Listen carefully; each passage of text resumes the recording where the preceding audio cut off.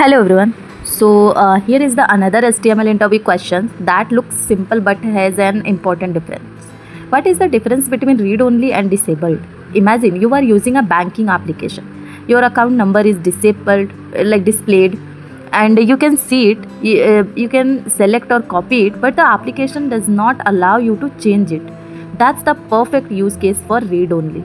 So you can see in the code, read only input value is 1 2 3 4 5 6. That was the read only. The user cannot edit the value, but the field is still part of the form.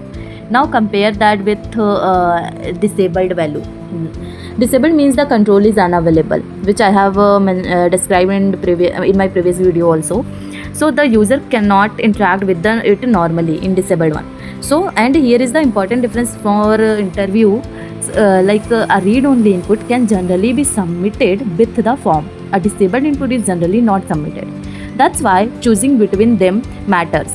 For example, imagine a checkout page. You want to show an order ID that the customer cannot change. You might use read only. But if a field is unavailable because another options has not been selected yet, disabled might be more appropriate, right? So remember, read only, user can see it, user can't edit it, value can still participate in form submission, but disabled user cannot interact with it, usually not submitted.